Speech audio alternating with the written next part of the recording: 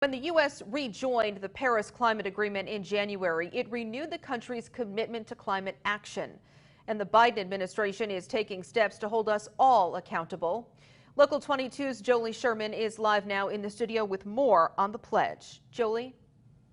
Lauren, at the Climate Summit Thursday, President Biden vowed to cut greenhouse gases by 50% by the year 2030.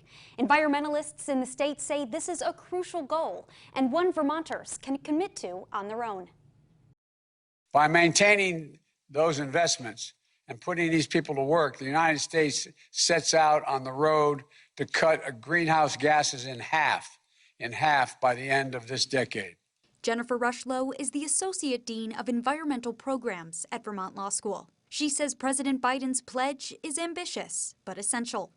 We're going to have to completely re-envision how our transportation system works, how we build buildings in this country, but I don't really see it as optional. Rushlow says 32% of the state's greenhouse emissions is from transportation. 35% is from housing. That adds up to 67% that's really mostly within the individual's control in terms of how they travel and what their homes are. Director of the Energy and Climate Program with the Vermont Natural Resources Council says Vermont has made significant progress when it comes to the electric sector.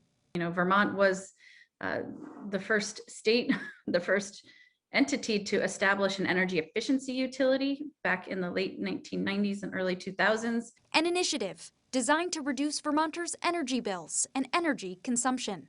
But we're not leading anymore. Joanna Miller explains the state only recently passed the Global Warming Solutions Act, which in 2020 officially turned the state's climate goals into requirements. We haven't led for a while. We have an opportunity to move back into a leadership role. And I think the Biden administration really set a tone yesterday with their ambitious commitment.